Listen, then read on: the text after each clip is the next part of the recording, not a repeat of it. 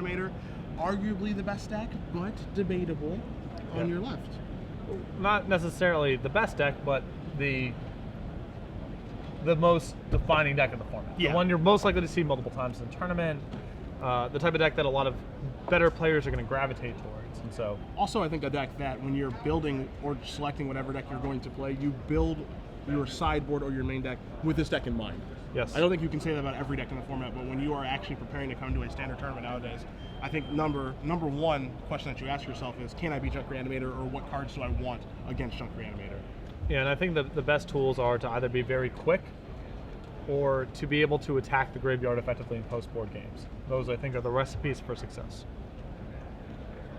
Between Mulch and Grizzly Salvage, this deck can actually stay kind of up with cards, even against some control decks. Yeah. So you can't necessarily just out attrition them, because they can actually play that game fairly effectively as well, and just start casting their awesome 5 and 6, 7 mana creatures. Yeah, that's the scary thing, is that they can actually, as you said, they can actually hardcast those Angel Serenities, whatever, if they elect to have a 6 mana spell in their deck for whatever reason, they don't have a problem actually casting these cards and starting the Acidic Slime chain as well, which is something that's probably going to be commonplace this weekend.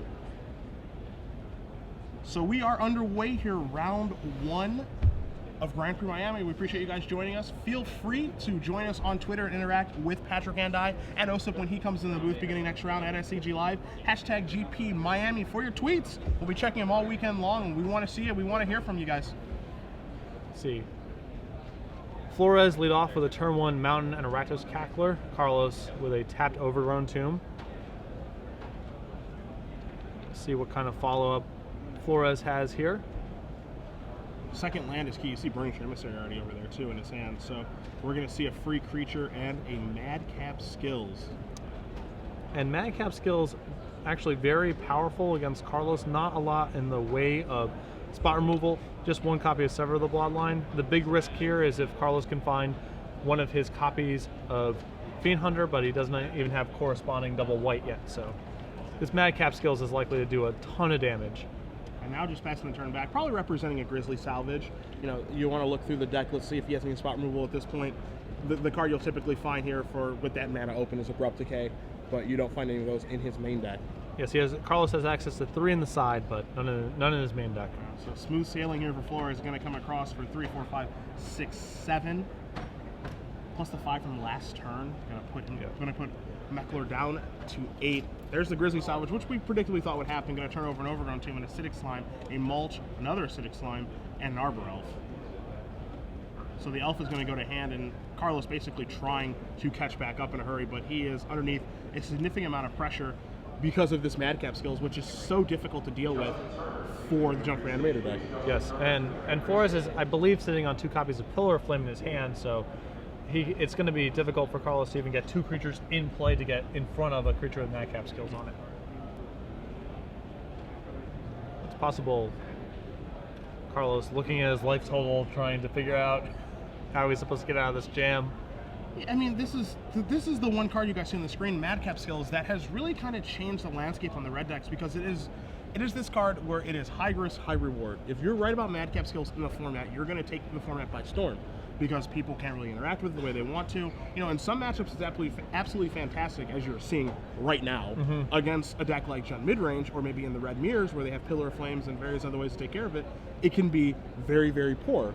But in the matchups that it's good, it's absolutely great. And, we've seen people kind of move towards this direction for red decks. And, one of the things you don't often see, Patrick, is, creature enchantments in Constructed, because they're so risky to play. Unless they're great ones, like Unflinching Courage or Armadillo Cloak from years past, stuff like that. But to see a card like Madcap Skills kind of show up and have a huge impact on the format, and especially this game, is really interesting. Yes.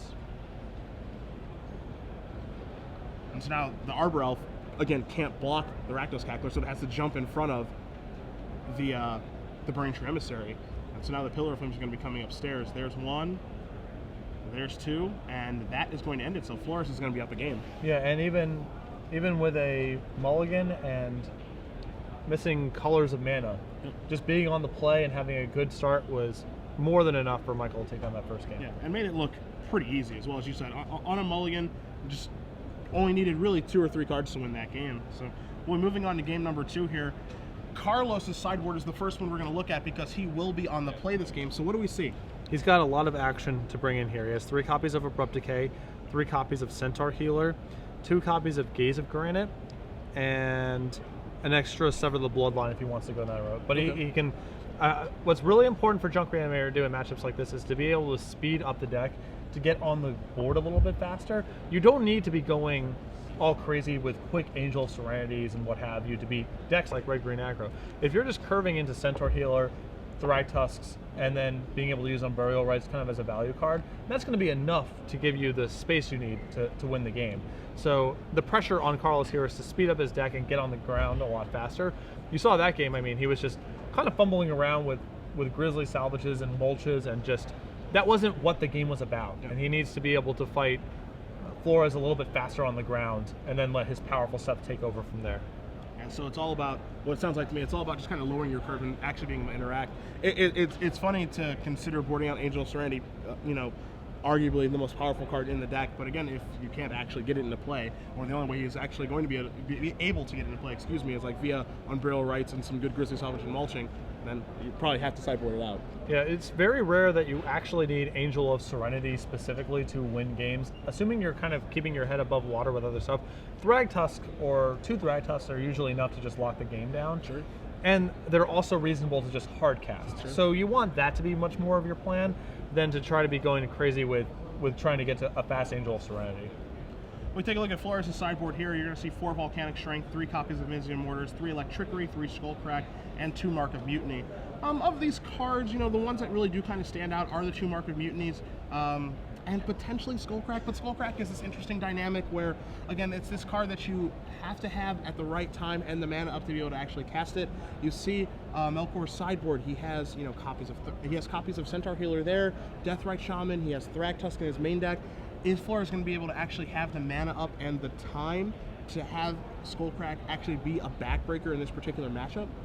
It's I don't like it a lot here, especially since Flores has a couple copies of Domri Red in his deck, and I think there's a huge opportunity cost into bringing spells into your deck that have the chance of not being very good when Domri is part of what you're doing. You want to be as creature dense as possible. Mark Immunity, to me, the upside there is obvious, especially a deck without much in the way of sweepers. If Carlos is trying to stabilize the game with creatures, particularly Thragtusk, then Mark Immunity can be awesome there, no questions asked. Skullcrack might be much more about beating Sphinx's Revelation decks and not so much about, or possibly, you know, decks like Jund. Mm-hmm. Carlos is going to have some life gain creatures, but I think there's a pretty big risk in playing the game that way. It's very hard to have 2 mana up while you're doing other things, and the Junk Reanimator deck can kind of overpower a couple random Skullcracks if you're not playing efficiently to the board. So I would question it here, but that said, Carlos does have, you know, Thragtusk, and it's reasonable to anticipate Centaur Healer as well. That's a common sideboard card. So I can understand Michael feeling like he wants to bring it in here, but I would be, if I were in his shoes, I'd be hesitant to bring it in.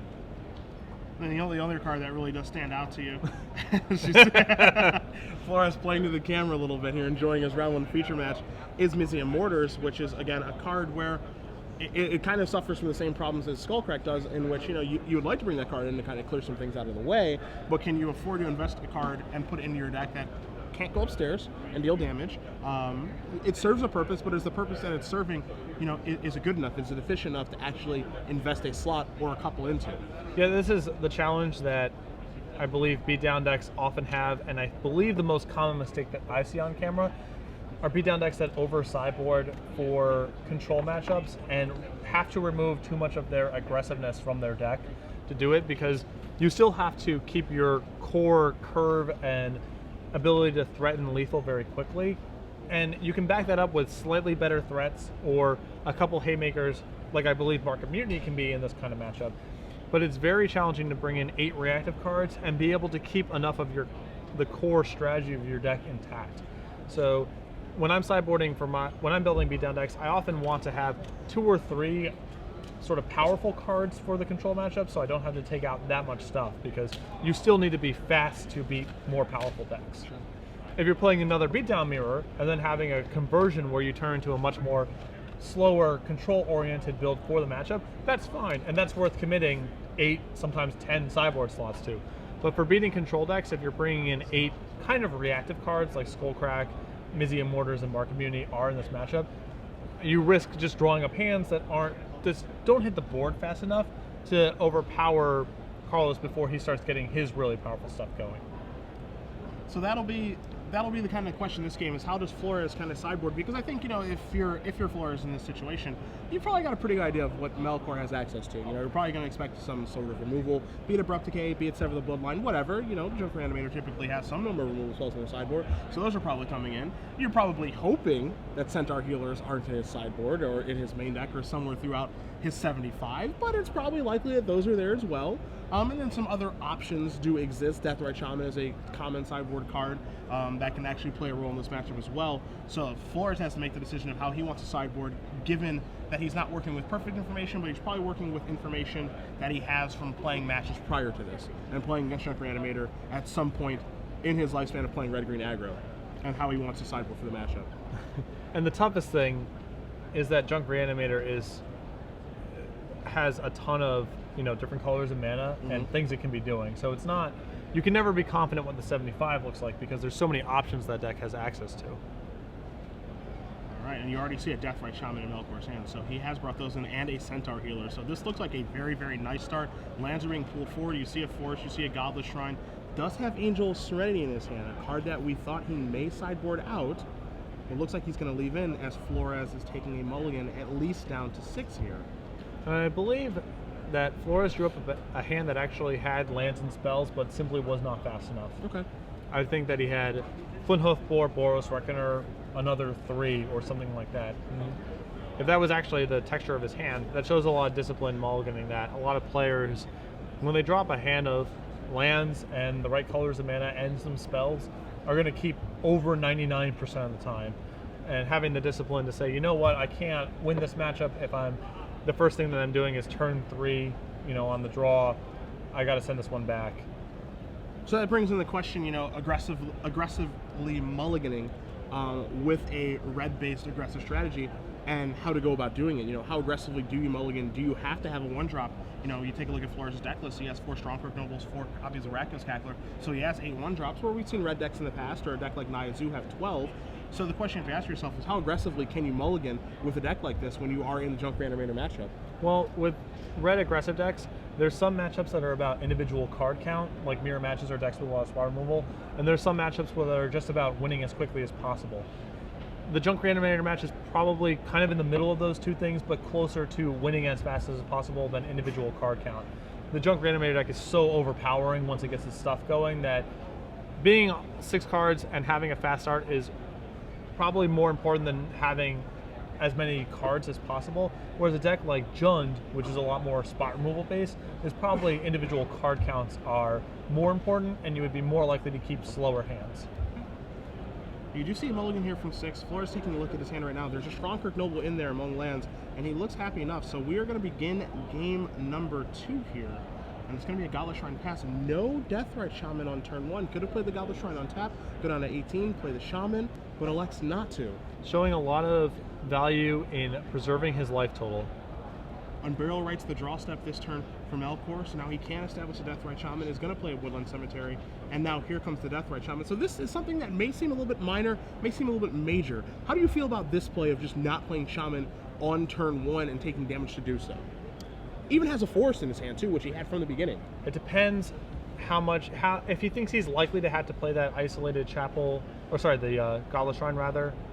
If he feels like he's likely to have to play that land untapped if he plays Deathrite Shaman on 1, it could be correct to do this. Okay. Especially since that Deathrite Shaman is not ramping him into anything. He doesn't have a land in the graveyard, there's no creatures, whatever. The Deathrite on 2 versus on 1 is probably about the same thing, and if he feels like he gets to preserve 2 damage somewhere down the line, that could be worth it. So Madcap's skills on the Strongcroak Noble allows Flores to come across for 4 points of damage. Trigger from the Noble, gonna bring it up to 5 power, but Melchor with a huge draw on his turn. You see a Fiend Hunter in his hand, the Centaur Healer, but the draw for the turn was Abrupt Decay. So he's able to get himself out of a little bit of trouble here. But additionally, Patrick, the one thing that's kind of huge right now is now Deathrite Shaman's kind of online. He can start activating it, removing creatures, gaining life, get some of that life back that Flores is taking away. And that's where things actually begin to get pretty scary. Yeah, and you can see sort of what we're talking about in the post board during sideboarding.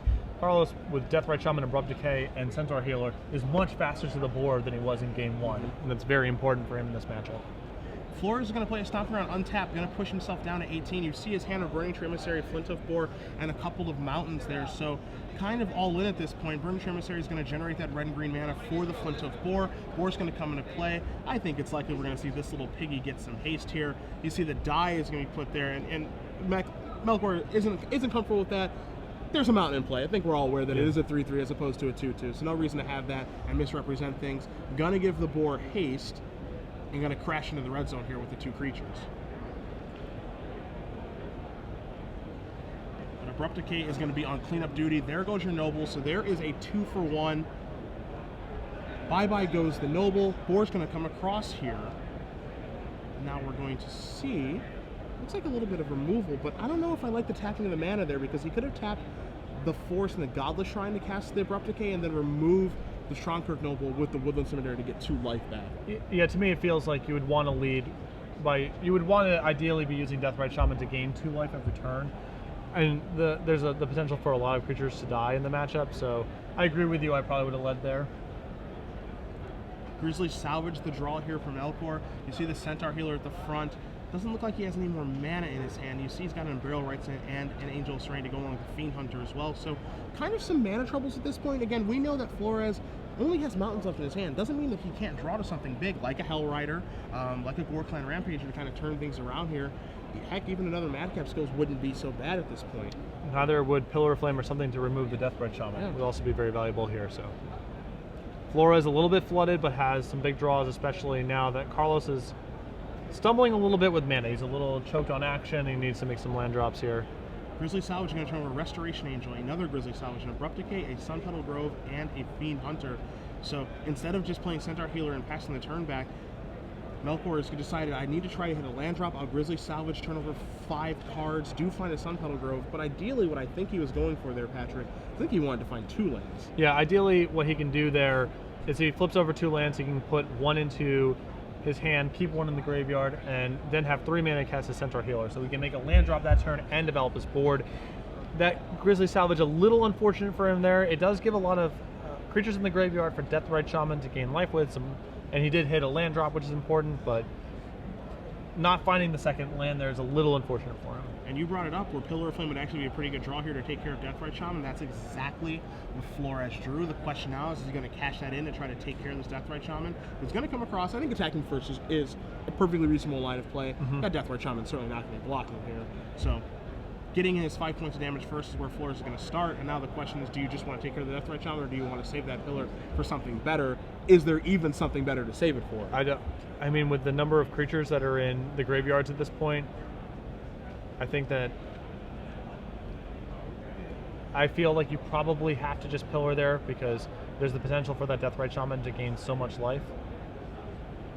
So Deathrite is still on the table. Pillar of Flame being held for maybe a better target here by Flores. So Deathrite's going to remove the Strongkirk Noble, 2 life gained for Carlos, which basically what that means is not just 2 life gain, but it's 2 life gain now, 2 life gain later, and now Centaur Healer showing up to the party as well. And Melchor drew an Arbor Elf, so he can establish that this turn if he'd like to, or you can just keep Deathrite Shaman up and gain some more life. The world is his oyster, and he's just going to gain 2 more life, or at least represent a Deathrite Shaman activation on the following turn. Yeah, and I like that play a lot from Carlos. There's no real need to tap out here, because you're happy playing the game at the pace that is being played right now. You want to squeeze every ounce of value out of that Deathrite Shaman, because it can just die at a moment's notice.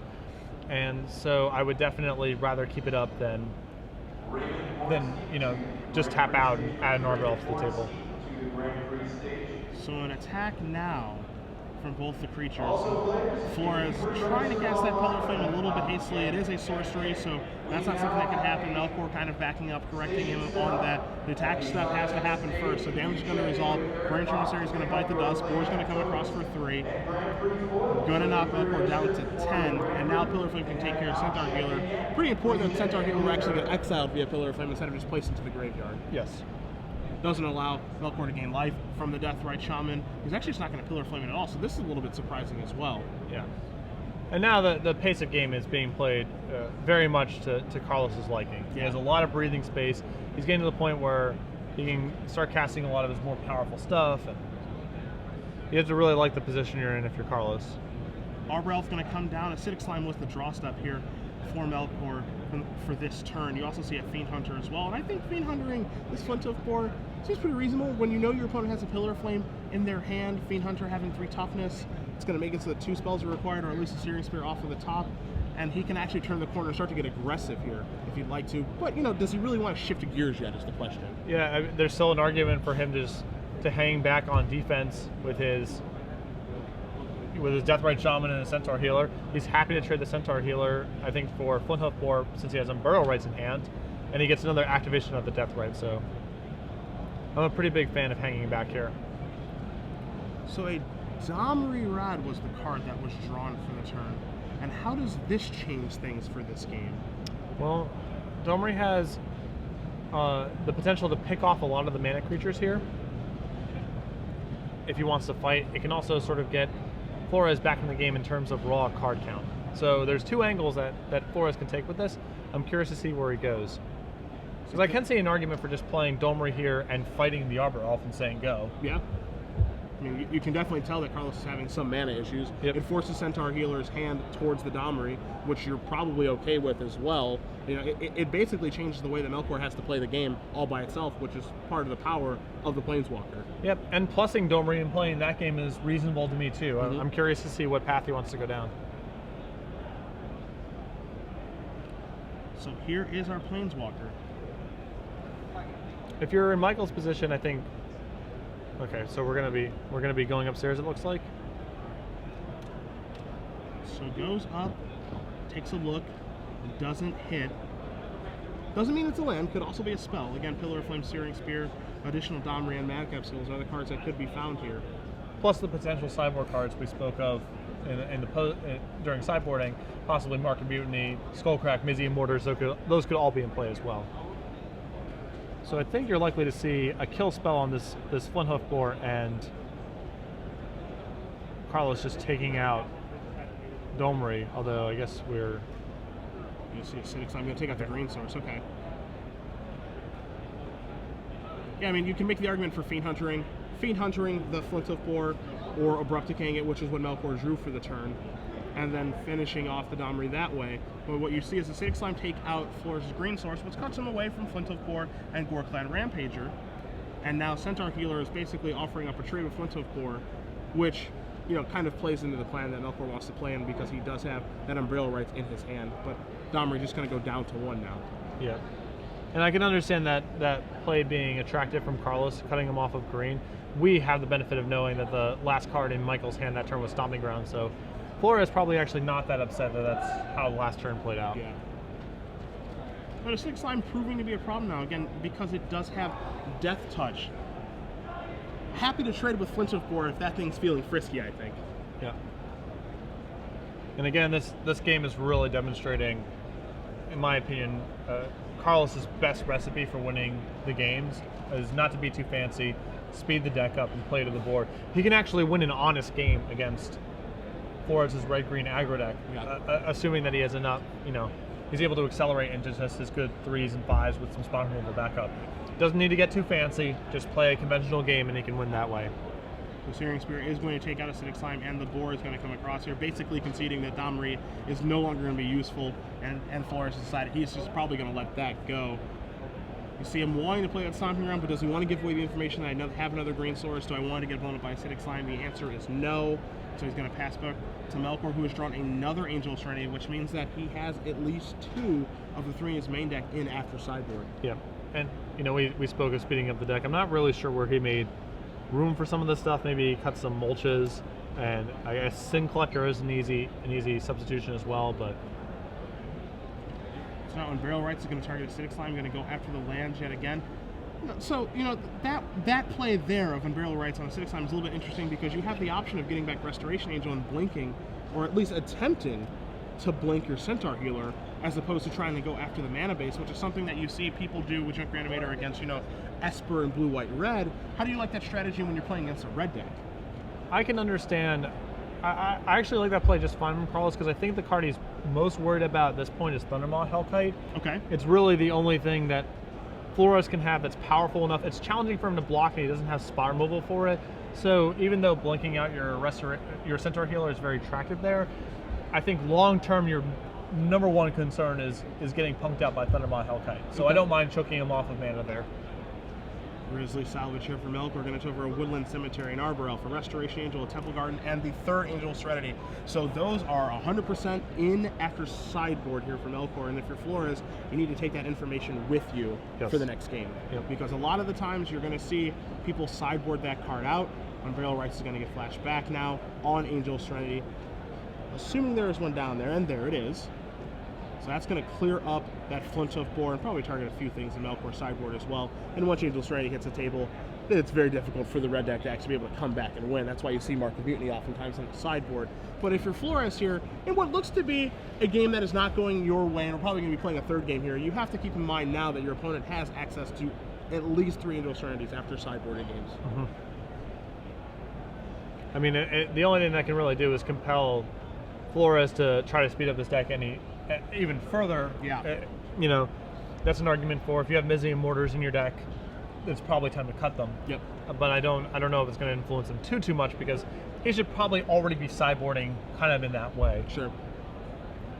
So Carlos Melchor is going to win game number 2 here against Michael Flores. Junk Reanimator and Red Green Aggro are tied up right now, so we'll be going to a third game. And I actually want to look here at that bottom screen in the left-hand corner. I want to see if either player is going to go back to the well. Are either player going to go back to the sideboard, even to take a look, if anything's under consideration at this point? Well, for me, the question mark for Flores is if he wants Madcap skills. He just saw spot removal get added, and he was playing against Abrupt Decay that game. Do you feel like it's not worth it to expose yourself to that kind of 2-for-1 versus the upside is obviously huge that we saw in the first game, and uncontested Madcap skills was very hard for Carlos to deal with. Madcap skills is also potentially good against some of Carlos's sideboard cards. For example, Madcap skills can do very good work against Centaur Healer. So that's the toughest question if I'm in Flores' shoes. That's the toughest question for me to answer. You saw Flores was shuffling up, and now he's going back to the deck box. So is he going to change anything? Is this a bluff? Is he happy? Is he unhappy? He's certainly looking. And I'm not sure how good Domri is in this matchup, because I think incremental card advantage that Domri can provide is negligible in a matchup where your opponent's trying to go Centaur Healer, Restoration Angel, Thragtusk. I don't know if that's a way you can play the game. Because you're likely to get overwhelmed by those cards, even if Domri is hitting regularly. It can do some work fighting mana creatures, and so there's some upside there. But that's another card that I question its value in this matchup. The question you have to ask yourself is, in a perfect world, let's say that Domri hits on the plus every turn, okay? Just create a hypothetical. It hits on the plus every turn. What are the creatures that it's drawing? In some decks, it's drawing, for Naya, it's drawing Voice of Resurgence, it's drawing Thundermaw Hellkite, it's drawing Boros Reckoner, it's drawing Hunt Master of the Fells. In this deck, we're looking at hits like Strongkirk Noble, Rakdos Cackler, Verdant Emissary, where those cards are fantastic on turns 1 and 2, but you have no interest in fighting those cards on turn 4, 5, 6, or 7. So is that even a hit? Do you even consider that hitting with Domri at that point? Yes, he does have Boros Reckoners of his own. Yes, Flores has 4 copies of Hellrider, 4 copies of Gorkline Rampager, so he certainly has some cards that he's certainly interested in drawing multiple copies of. But again, Domri, you have no control over that. Whatever creature you reveal is going to go to your hand, so, is that a card you want to invest in? As you said, there's certainly some gain to that card being able to take down one of those Arbor Elves or Absence Pilgrims, but do the good outweigh the bad in this situation? That's the question. I don't know. It also matches up very well against Fiend Hunter, because Flores has so many 3/3s. So, there's spots where it's going to be incredible if he has it, but there's also spots where if he spends his third turn doing that instead of advancing his board, Carlos is going to be able to capitalize on that by just playing a normal game with quality creatures. And that's the big one, right? Is he going to be able to advance his board? Because again, as you said, you need against a Junk Reanimator deck, is the part of the reason that people play red aggressive strategies against that deck is to kind of put the pedal to the metal and make it so they can never get established. Especially when you see now that Melchor does have those 3 copies of Angel of Serenity in his deck after sideboard. You want to knock him over as fast as you can, and don't let him get his feet set with Deathrite Shaman, as we saw last game, with Centaur Healer, any Restoration Angel shenanigans, any of that stuff you don't want to see happen. As we are back here in the booth, Cedric Phillips, Patrick Sullivan, Grand Prix Miami, being brought to you guys by StarCityGames.com. we're taking a short break. Carlos is going to use the restroom really quickly for you guys as we analyze a game 3 here to see which one of these players is going to get their tournament off to a good start. Yeah, and I think the 3 Angel of Serenity still being in Carlos' deck, if I'm in Michael Flores' position, I'm saying Domri's out of the deck because I need to be as fast as possible. I can't. Carlos has a build that's very powerful and slow, relatively speaking, in the post-board games. Obviously, he sped up his deck some amount with Abrupt Decay and Centaur Healer and Deathbright Shaman and so forth, but I think you had to play a fast game, and Domri doesn't really fit into that. So a question that we kind of brought up when we saw Flores take a mulligan for game 2, where we saw a hand where he had Flint of 4, he had Boros Reckoner, he had, we can assume the necessary lands to cast those cards, and decided to mulligan. Aggressively mulliganing with a red-based strategy is something, of course, you're very familiar with. What are your tips for that sort of thing? What are you looking for when you're, in general, and maybe even matchup specific here for aggressively mulliganing? Because I think that's kind of a skill where, as you said, you look at a hand with Flint of 4, Boros Reckoner, and necessary lands to cast it on the draw. You're like, yeah, I can cast my spells. Let's do it. But that's not actually going to lead to a win, most likely. Yes. So with Lava Spike decks that are very spell centric. Okay. I'm loath to mulligan because raw card count matters in every matchup. Okay. You're trying to assemble 20 points of damage, and every spell you draw is 3 or 4 points, and so they all matter. So I'm very likely to keep 1 land hands that are sort of dubious because A, the raw card count matters, and mulliganing can be such a disaster. Sure. When your deck is creatures and a few spells, and Michael Flores' deck definitely qualifies, then it becomes much more matchup specific. Okay. The matchups that are dictated by spot removal, I'm much more likely to keep hands that are light on mana and threat dense, because if my opponent's going to be trading 1-for-1 with a bunch of spot removal spells, again, the raw card count matters. In matchups where my opponent is trying to overpower me with things like Thragtusk, Restoration Angel, Centaur Healer, etc., Nightmare cards. yes. What matters is winning as quickly as possible and not about raw card count, because when this deck starts doing its thing, it's going to invalidate whatever you're doing. Sure. So you need to win very fast. In those matches, I'm much more inclined to mulligan because having a just the fastest curve possible is more important than having the most raw card count possible. So a lot of it's dictated by matchups. Against decks like Jund, for example, that are much more about playing spot removal and trying to stabilize that way, you can be a little bit slower and more threat dense because your individual cards are more likely to matter as the game proceeds. Okay. The more and more you're doing things like what Junk Reanimator is doing, the more and more like, all right, you drew 2 extra cards off your Domri, Angel of Serenity is worth 10 cards out of your deck. Sure. Doesn't matter. Sure. So what matters is winning as fast as possible. Sure. And then I'm, in those matchups, much more inclined to aggressively mulliganing, looking for the right curve. Okay. It's a scary proposition where, naturally, we all play Magic. We don't want a mulligan. Yeah. No one likes mulliganing. Right. It sucks. But, for the purposes of the matchup and what you need to accomplish, again, I have myself been in situations where I have this hand of these cards I can cast, and then, I feel I keep like what is a perfectly reasonable opening hand, but my hand is not fast enough, and I kind of get rolled over by what my opponent is doing. And it's this strange thing where, you almost are priced in certain matchups to mulliganing for a 1-drop to get the ball rolling and just try to get your opponent on the back foot as fast as you can. And if you have to do that on 6 or potentially 5 cards to win the match, then that's something that you actually just have to do. Yeah, you can't beat a deck like Esper or Bant Control with your first play of the game being a Boros Reckoner. Yeah. You cannot beat any real hand that way. Yep. You're way better off mulliganing for a hand that can get off the ground a little bit faster, because time is not on your side. Yeah. You need to win as fast as possible, and the hands that aren't equipped to do that, you just have to be willing to mulligan, even if they're lands and spells, even if they're hands that you would keep if you didn't know what your opponent was up to. Once you have the information, you need to be looking for specific hands.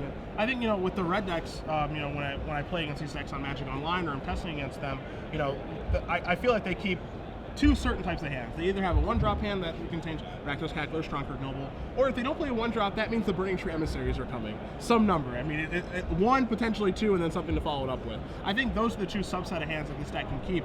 I don't think that it's reasonable for the deck to be able to keep, as you said, a Flint of 4 Boros Reckoner start.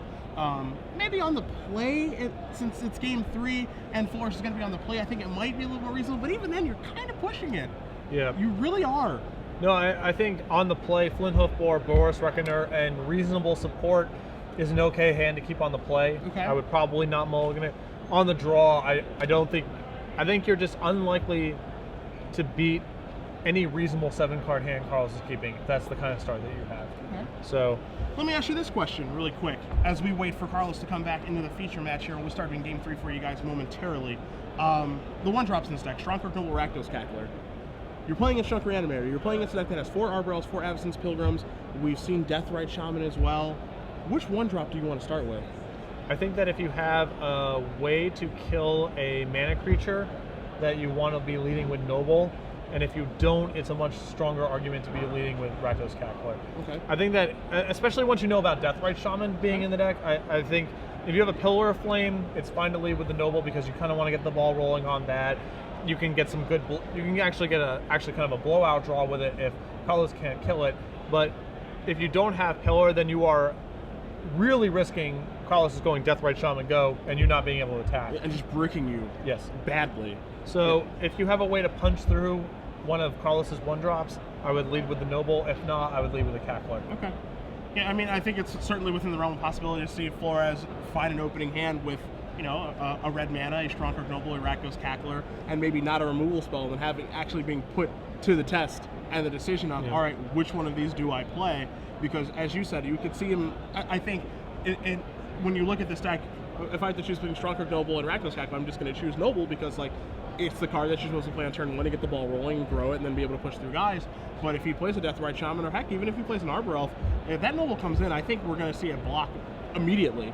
Especially if it's Arbor Elf, to just make that one for one trade and just keep moving along and let the game progress. Yeah. So that's a decision that does need to be made here. And again, one thing that we saw in that sideboarded game between Flores and Melchor, you know, we saw on Melchor's side, we saw his sideboarded cards, we saw Deathrite Shaman, we saw Abrupt Decay, we saw Centaur Healers, we know he's got the Fiend Hunter still in, we know he has the 3 Angel of Serenity still in, so all those cards are still there.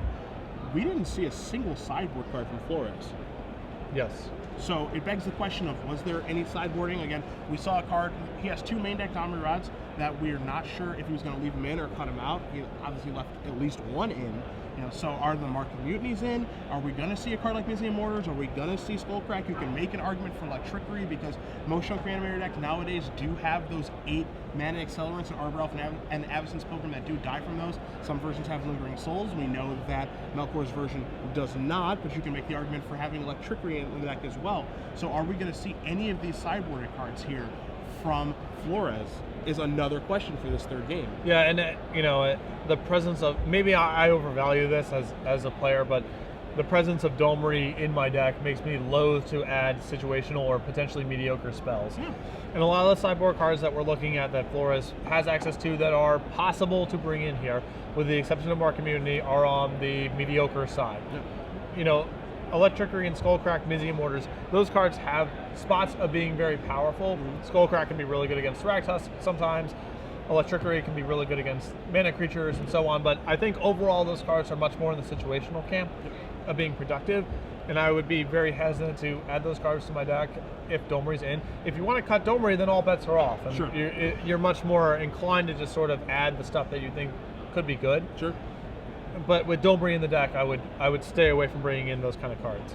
Yeah, I mean, the thing with Domri, of course, is Domri is this really interesting card because the power roll of this card is undeniable.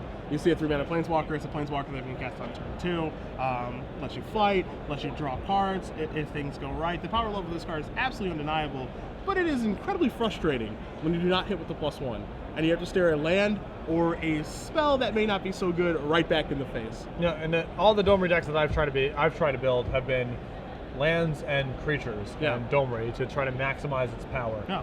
I'm not sure that's necessarily the best base to be starting from, but I wonder, for example, is Madcap Skills is certainly very powerful, but are you better off once you have Domri in your deck playing something like Rubble Balbaka or Slaughterhorn, so you just have more hits and something that can kind of replicate the functionality? I don't know, Madcap Skills is clearly much more powerful in a vacuum, but I would err towards trying to play as many just creatures as possible once Domri's in the deck. So Carlos has made it back. Michael sitting patiently. He is ready. Both players are shuffling up for our 3rd and final game here. Again, if you guys are just joining us, we do appreciate you. Early here this morning, Grand Prix Miami. We took our talents to South Beach. Yes. That is not the first time I will say that this weekend. I was about to say, I was wondering when reference 1 to that was going to come up. First of probably 800 of taking our talents to South Beach here. We do appreciate you guys joining us. SCG Live has made it here. We'll be taking care of Grand Prix Miami for you guys all weekend long. You can join Patrick, Osip, and I on Twitter at SCG Live, hashtag GPMIA. We have 9 rounds for you today. We've got 6 rounds for you tomorrow, plus our elimination rounds. We've also got some fun things in store for you guys. Maybe a little preview card action, if you don't mind. We might have one of those for you guys from M14 if you stick with us over the course of the day. We wouldn't want you to miss it, and some other fun announcements as well. So it's going to be a fun weekend of 1250. It's no Grand Prix Vegas, but what is? No, what could be? Yeah, yeah. What could be is a good question. So Carlos taking a look, and Carlos is going to be in the draw, and Flores is going to be in the play, and both players are going down to 6 here. So as you see both players shuffling up, who do you think a mulligan favors? Because this question's asked a lot about who does a mulligan favor. You're mulliganing on the play, you know, you only have 6 cards, you're mulliganing on the draw, your draw step undoes the mulligan, but you're the aggressive deck, and you see your opponent going down to at least 6 cards, you're probably pretty happy, right? I think that mulligans in general are going to favor Flores because the Junk Random Raider deck, just because of its mana, has more draws that will simply fail. Okay. Because when they're going down to fewer and fewer cards, it's more likely that they just can't cast spells that are in their hand. Particularly with Carlos having multiple copies of Angel Serenity in his deck still, I think these symmetrical mulligans favor Flores pretty significantly. What was also interesting, that was another hand that Flores threw back that was totally reasonable.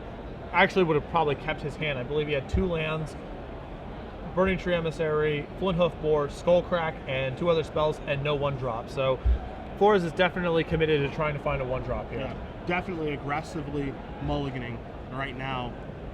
So I'm interested to see what the 6 is. You know, are we going to see maybe like a 1-land hand with a 1-drop hoping to draw an additional land? You know, how are things going to sit up here? Because one of the things that's difficult with this deck is, you know, you look at the 1-drops and we're putting a lot of importance on those cards, but again, we can't forget that, you know, Boris Reckoner and Hellrider are looming in this deck. So he does need to make his way to 4 mana to be able to cast what is arguably the best card in this deck and the thing that holds this strategy together in Hellrider. Yes. Like I said, I was very surprised to see, and I was seeing the cards correctly, I'm very surprised by the hand that Flores threw back there because it looked reasonable to me, but if he's really hunting for 1-drops, then that's what he's doing. Take a look at Melchor's hand over there. You see 4 lands. You see a Thraktusk and a Fiend Hunter. It looks like the necessary mana. And the 1-drop is here, and it's a Rakdos Cackler. So aggressively mulliganing for a 1-drop is Flores, and he does have one. Got rewarded. And Melchor's looking at a hand of a bunch of lands. It appears a Fiend Hunter and a Thragtusk and lands is what I saw. And some of those lands are the come into play tap lands. Overgrown Tomb coming in. Strongkirk Noble is here. Does he have a second land? He does. It's a Rootbound Crag. So going to come across for 2 is Flores. We'll see if he's going to come up with the Noble this turn. He is. I'm just going to pass the turn back. So this is a very, very good start. And there's Unburial Rites, and this is the fear, you know, Carlos's deck still has a lot of fidgety action in it, and is he going to be able to get on the board fast enough? No Deathrite Shaman, no Centaur Healer. Starting to take some hits here. In for 3, and again, you see no Abrupt Decay this turn, and he just does pass the turn back. So it looks like he wants to leave up Skullcrack because Flores had the option. He had the option to cast Burning Tree Emissary that turn and did not. And Melchor looks like he played the incorrect land because it looks like he wanted to play a white land for the Fiend Hunter. He did not. So now Flores is going to come across here for 4. Going to knock Melchor down to 5. And again, just keeping up Skullcrack, not adding to his board. Yeah, that was disastrous. That land there took an extra 3 points of damage, or 4 points of damage rather. So a Fiend Hunter and an Arbor Elf. So coming back now a little bit. And so what spell are we going to cast and where's it going to go? So Searing Spear is going to take care of the Fiend Hunter, going to get the Noble back. And I think if you're Melchor, you're actually probably pretty happy with that. Yes. All things considered. Yeah, it's you know, the Noble is very not likely to do a ton at this point now that we're going to start seeing Thragtusk get online. And now the Noble isn't even attacking. So now, I mean, I think you're thrilled because, you know, Melchor ideally would probably just trade there, but he's not going to get to. And now Thragtusk is going to come down, but we know that Flores has been holding a Skullcrack, so he's going to invalidate that this go-around. But one thing he's not going to validate is a 5/3 body against a 2/2 and a 1/1. Yep. Thragtusk is still huge. And now we might see... very likely, now Flores has been holding up these Burning Tree Emissaries, holding up Skullcraft for so long, he's probably going to have a huge hand.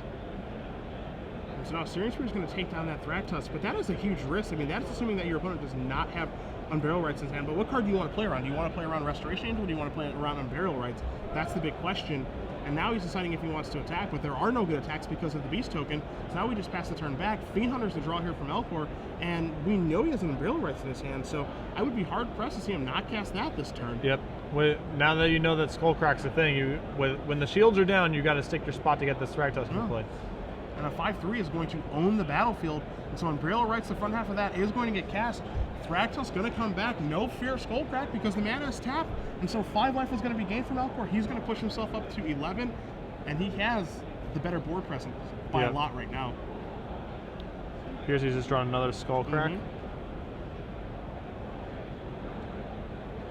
And this is the fear with Skullcrack, again, where you draw it in the wrong situation and it's not very good. And you can even argue that the first Skullcrack changed the way that Flores played this game dramatically. Yes.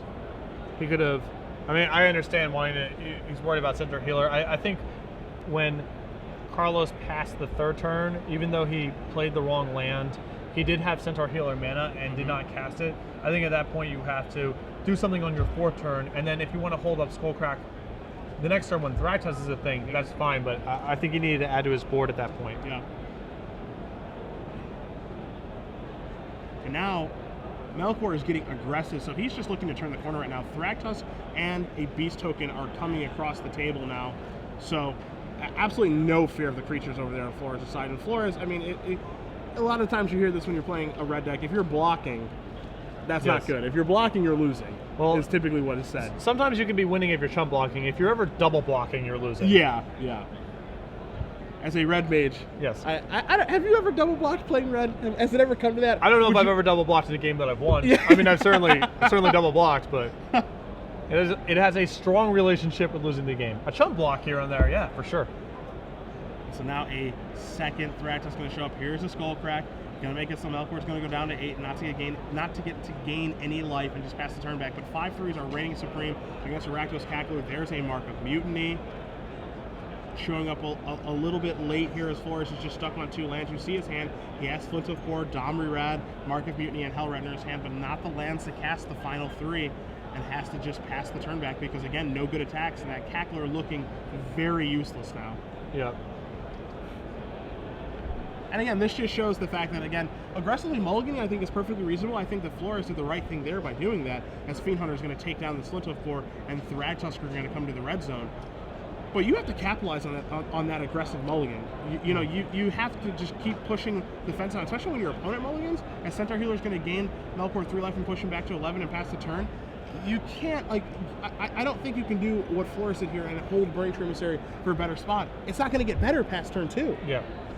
No, I totally agree, and this is another thing here is just the number of spells in Flores' deck. I think is also challenging for him to get off to the starts he needs to be creature dense and threaten the board as quickly as possible.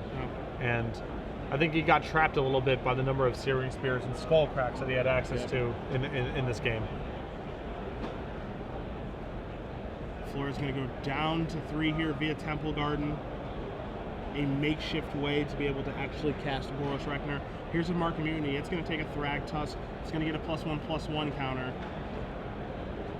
And after that does resolve, we may see an attack here with a Thragtusk come across to the red zone along with that Cackler, but you see blocks are going to take place very, very quickly here. And Michael Flores is going to concede the game, so Carlos Melchor is going to win round 1 here at Grand Prix Miami, 2-1. Junk Reanimator does defeat Red-Green Aggro, and I think that's not going to be the last